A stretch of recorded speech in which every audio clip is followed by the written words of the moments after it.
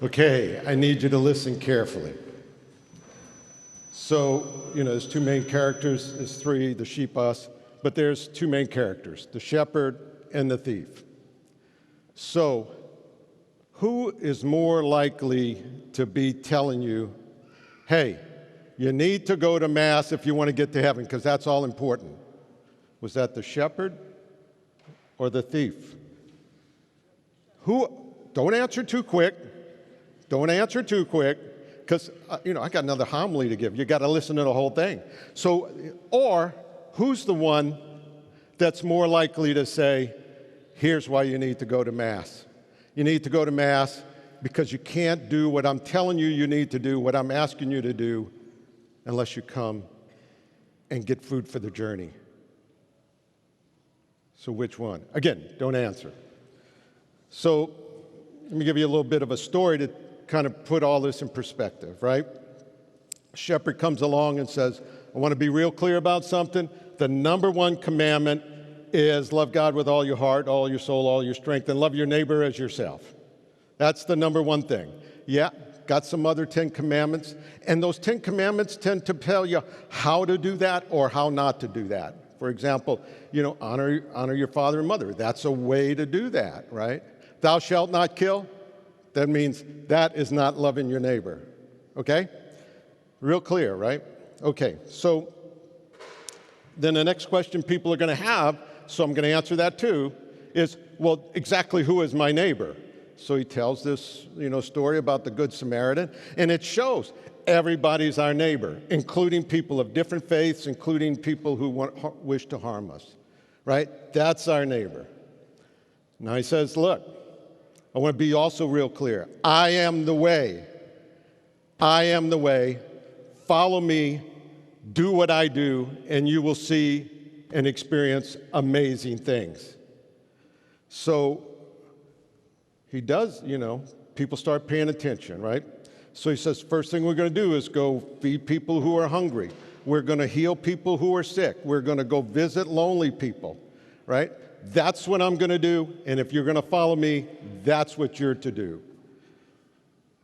Goes on, finally gets to, near the end of his story, and he says, now look, when I'm saying go love your neighbor, give to your neighbor, I'm talking about there is nothing too big, nothing too small that you should do. Watch.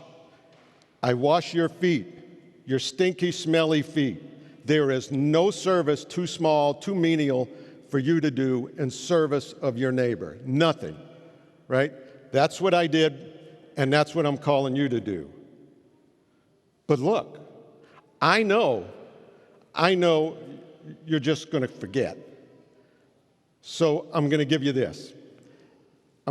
I break this bread open to show you that I am giving my entire life for you, for me, and you are to do the same. You are to break open your life and give to your neighbor and hold nothing back.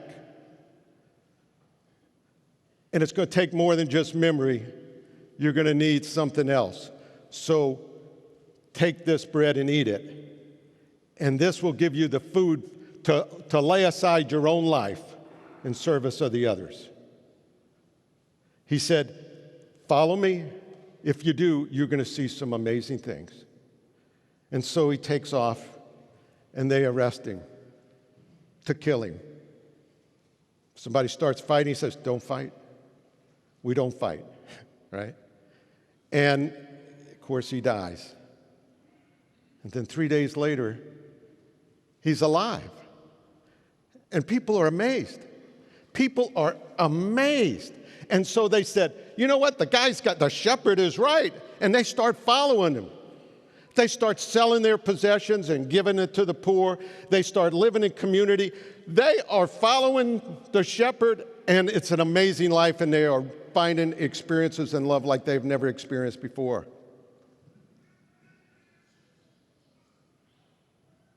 But then the thief looks, and he's really kind of a bit horrified. If this keeps going, they're not going to even want to be soldiers anymore. They're not going to want to go fight and kill, because that's against the third commandment. They're not even going to want to do that.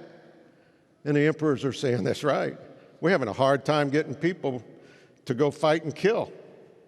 And so the thief says, let me tell you something. Let me tell you. You know, those commandments are really good. Loving your neighbor is really, really good.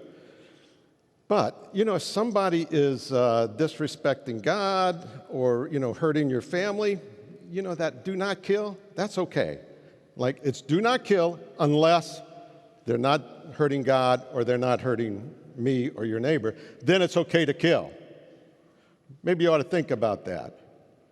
So the emperors sit there and they think. You know, it takes them a while. And they see that these Christians, they have such dedication to faith that they don't even fight when they go to be killed.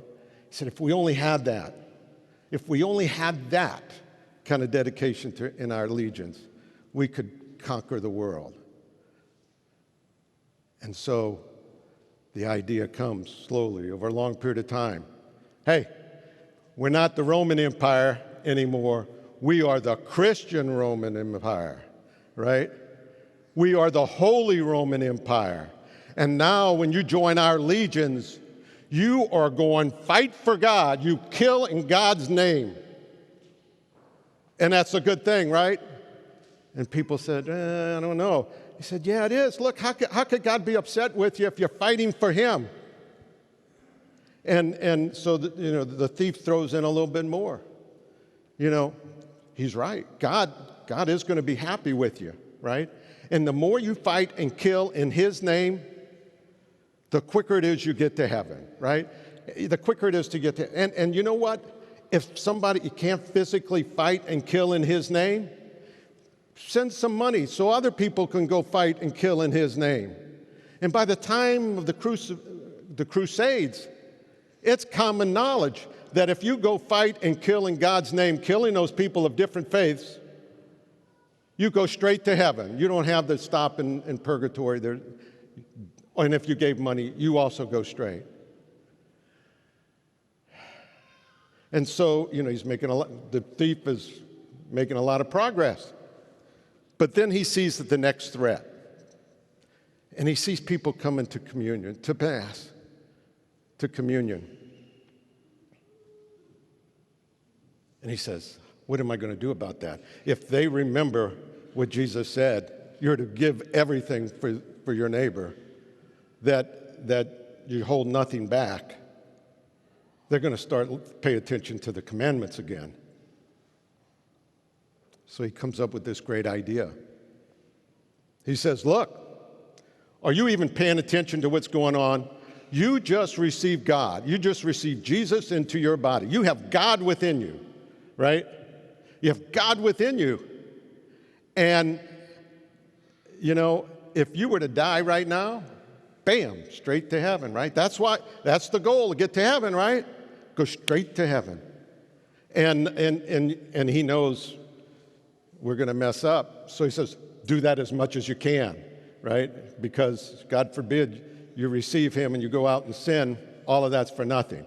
And again, over a long period of time, people start buying in. It's about how many times you receive communion. And we forget why. And Jesus saw this coming. In Matthew 7, he says, look, there's a group of people who've died, and they've done great and amazing things in his name. They've preached in his name. They've healed in his name. And he says, no heaven for you. You did this for you to get to heaven. You didn't do this for my sheep. And then you have this group over on the side saying, well, we're toast because we didn't do that. All we did was feed people who we saw were hungry. All we did was, visit the lonely. And Jesus looks over and says, yeah, that was me you fed. That was me that you healed. You can come in. So the question I think we have to deal with every week is, why are we coming to Mass? Are we coming to collect enough Eucharist inside to go straight to heaven? Or are we coming to remember that we're following the shepherd and we are willing to give up everything, even our life, for the good of others. And remember that we can't do that on our own. And that's why we need food to help us do that.